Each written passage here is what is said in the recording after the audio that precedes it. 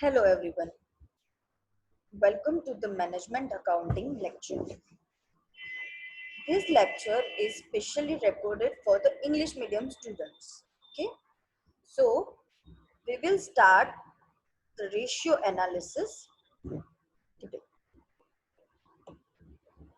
We have to find the ratios to justify our business, our profit, and to compare various things between our company to other company, or between last year to this year profit, or last year to this year expenses and all.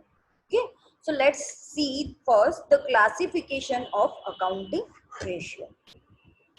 Basically, this classification is done into two parts. First is traditional classification and second is functional classification. Means in this both classification we define the ratios according to the traditional classification and according to the functional classification.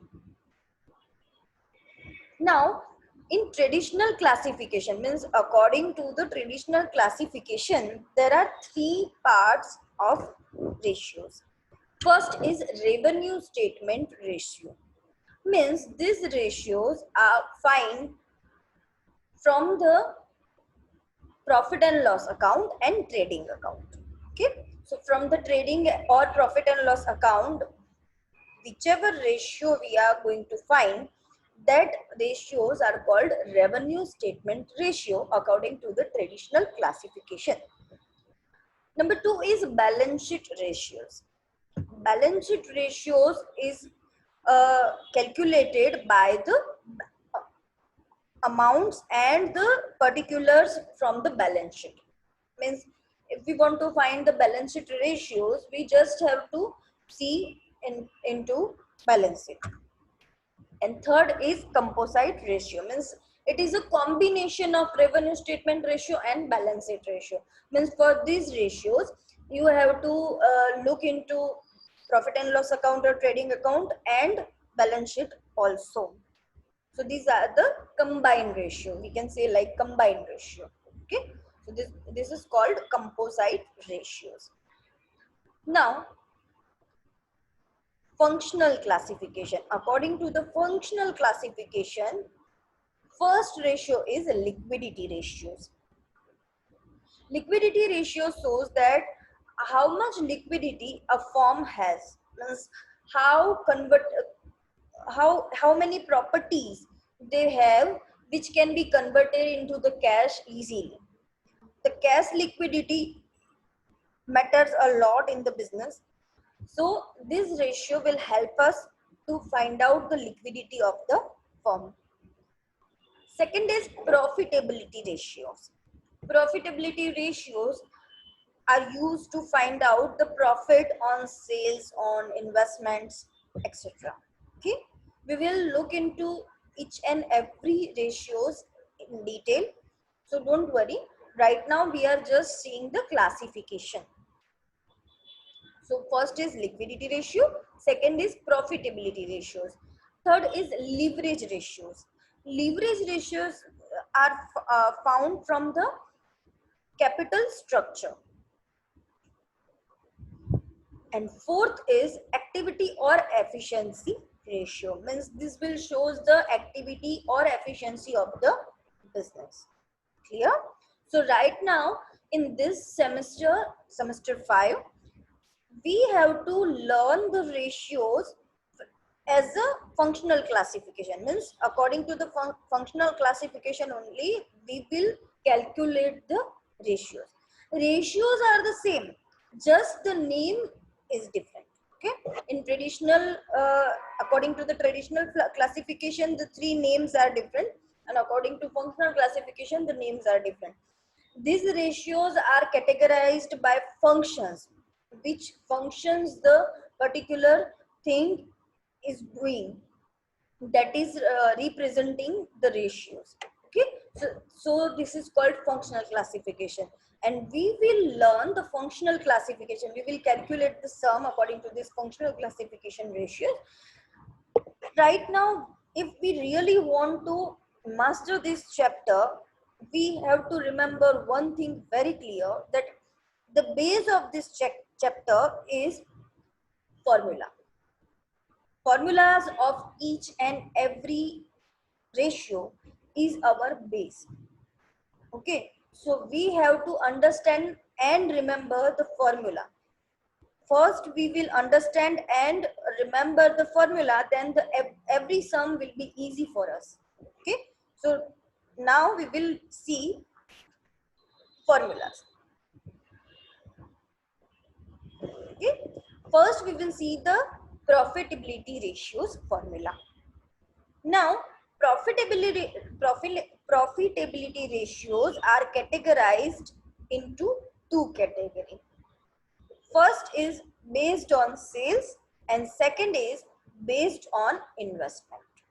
Okay, so profitability ratio, if you want to find out profitability ratio, then this will be on two bases. We can find out the profit on sales also, we can find out the profit on investment also. So let's discuss first profitability ratios based on sales. First ratio of profitability on sales is gross profit ratio. First of all, we have to think about that which thing is used for finding out the ratio, and that thing we have to find out in from the balance sheet or from the profit and loss account or from the trading account. These things we have to think first.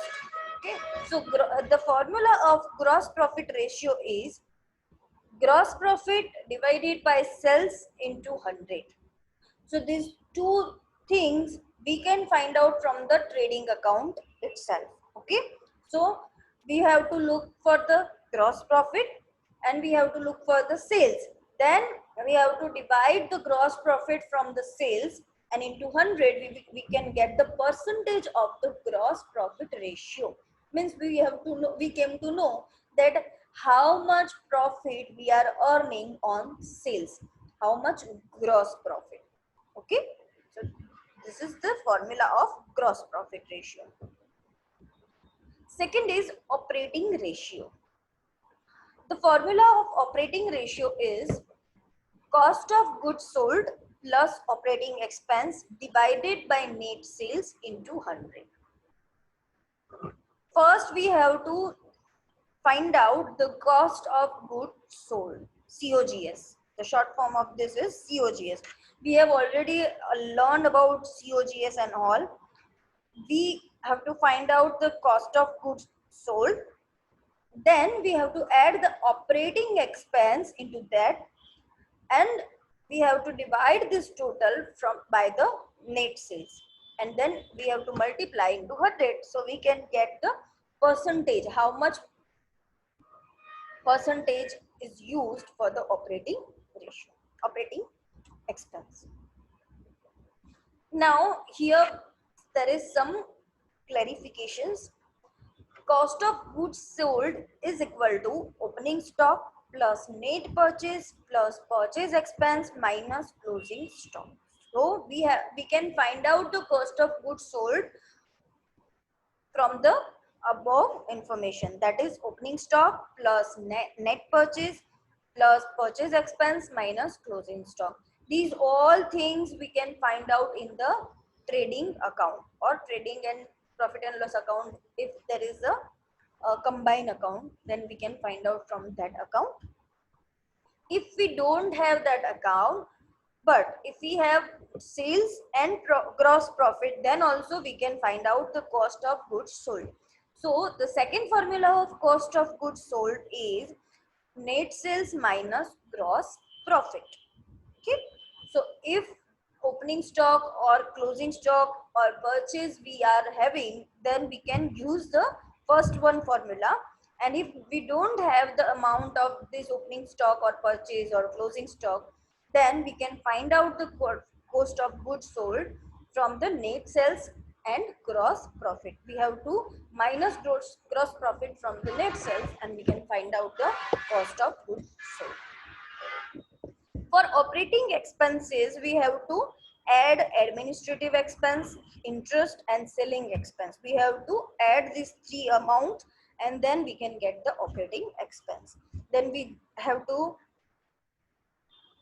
add both the things, cost of goods sold and operating expense, and divide it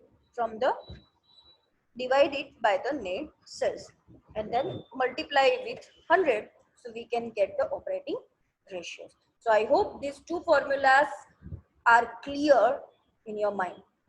Okay.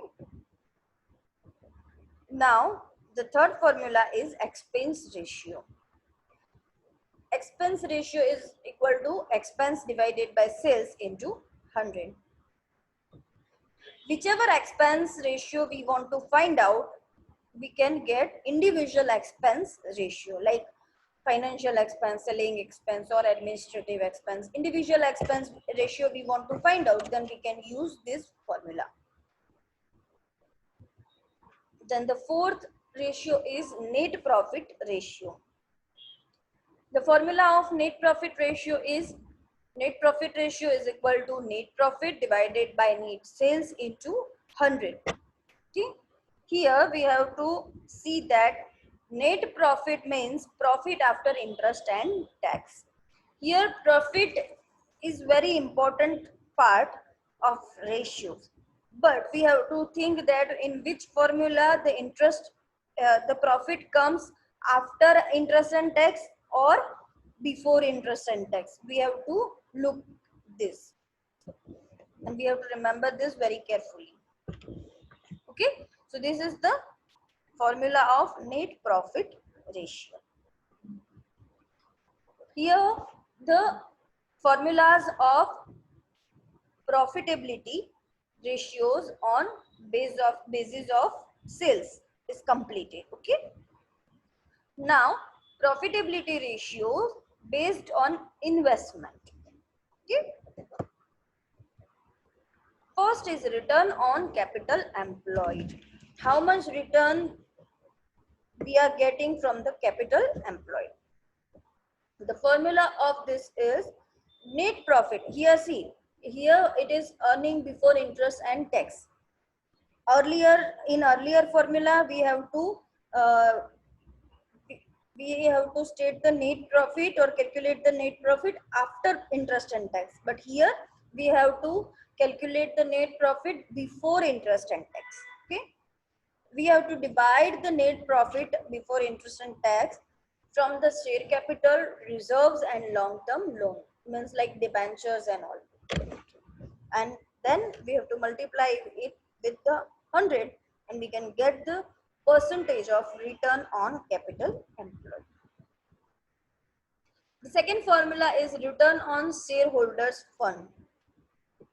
The formula is ratio is equal to the ratio of return on shareholders fund is equal to net profit, that profit after interest and tax.